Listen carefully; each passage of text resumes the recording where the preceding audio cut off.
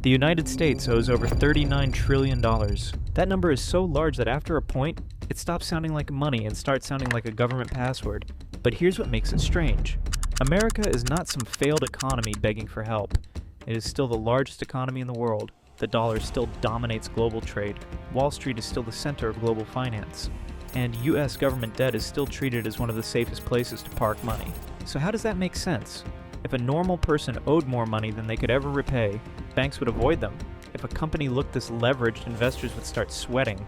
But when America borrows, the world still shows up. So let's answer the real question directly. Can the US actually pay off its $39 trillion debt? The honest answer is this. America can keep paying its debt obligations, but America will probably never pay the entire $39 trillion down to zero.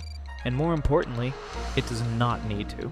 That may sound strange, but sovereign debt is not handled like personal debt. A person tries to clear the loan. A country like the United States manages the debt. It refinances it, rolls it over, grows the economy, collects taxes, controls interest costs, and protects investor trust. So the question is not, can America write one giant $39 trillion check? It cannot. The real question is, can America keep the debt from growing faster than the economy? That is the whole game. America did not wake up one morning owing $39 trillion. This happens slowly. Every year the government spends more than it collects, the gap becomes a deficit, and every deficit adds to the debt. The debt grew through wars, recessions, tax cuts, financial crises, COVID spending, healthcare costs, retirement programs, and now rising interest payments. Some of these things were emergencies, some were political choices, some were promises that sounded affordable when money was cheap. That is the part people forget. For years, borrowing felt easy because interest rates were low. When money is cheap, politicians behave like the bill is someone else's problem. And technically, it is. It belongs to the future. That is how national debt grows. Not with one dramatic mistake, but with years of decisions that each looked manageable at the time. $1 trillion here, $1 trillion there. Eventually, even Washington has to admit that the receipt is getting long.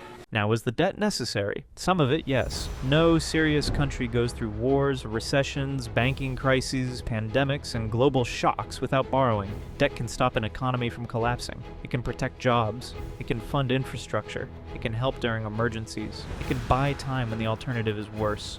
So debt itself is not the villain. The real issue is what the debt is used for. Debt used to build future growth can be smart. Debt used to fund energy, technology, infrastructure, education, and productive investment can help a country become stronger. But debt used to delay hard decisions is different. That is when debt stops being a bridge and becomes a permanent address. America's problem is not simply that it borrowed. The problem is that borrowing became normal, even when the emergency ended. So why has this not broken America yet? Because America has advantages most countries do not have. It borrows in its own currency. It controls the dollar. It has deep capital markets. It has a massive tax base. It has global military and political influence. And US treasuries are deeply woven into the global financial system. This is where America is different from a household. If you and I run out of money, we cannot issue Daniel bonds and expect pension funds to buy them. America can. That is not because the debt is small, it is because the world still believes America will pay. That trust is the real asset, and this is why the US can carry a level of debt that would destroy many other countries. The danger is not immediate collapse. The danger is slow erosion. Higher interest costs, less budget flexibility, more political fights, more pressure on the dollar. That is how a debt problem usually starts, not with an explosion, with the room getting smaller every year. Now imagine America somehow pays off the entire debt. Zero treasury debt, no interest bill, no debt burden. On the surface, that sounds perfect. The government would have more room to spend on infrastructure, healthcare, defense, research, and education. But there is a catch. US debt is not just a bill, it is also a financial asset.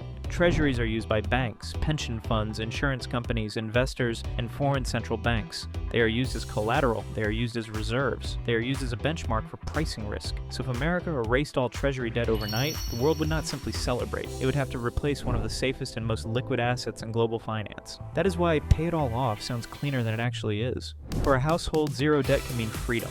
For the US government, zero debt could create a new problem for the financial system. So the smartest goal is not zero debt. The smartest goal is controlled debt. Debt that is affordable, debt that does not grow faster than the economy, debt that funds productive growth instead of political comfort.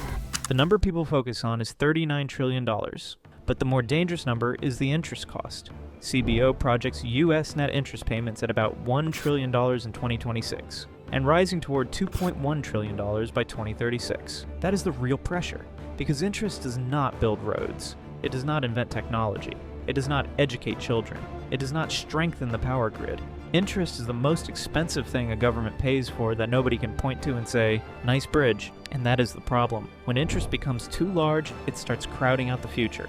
More money goes to servicing yesterday's borrowing. Less money is available for tomorrow's investment. That is when debt changes character. At first, debt gives a country options. Later, interest takes options away. America is not finished. But if interest keeps growing, the budget becomes harder to control. And when the budget becomes harder to control, the politics becomes harder too. So what should America actually do? Not default. That would damage trust. Not print unlimited money. That would risk inflation and weaken confidence. Not try to clear $39 trillion overnight. That is not realistic. The strategy should be simpler and more disciplined. First, America needs to stop debt from growing faster than GDP. That is the main scoreboard. If the economy grows faster than the debt, the burden becomes easier to carry. Second, it needs to reduce the primary deficit. That means the government must stop borrowing heavily for normal spending before interest is even counted. If you are borrowing before paying interest, the machine is feeding itself.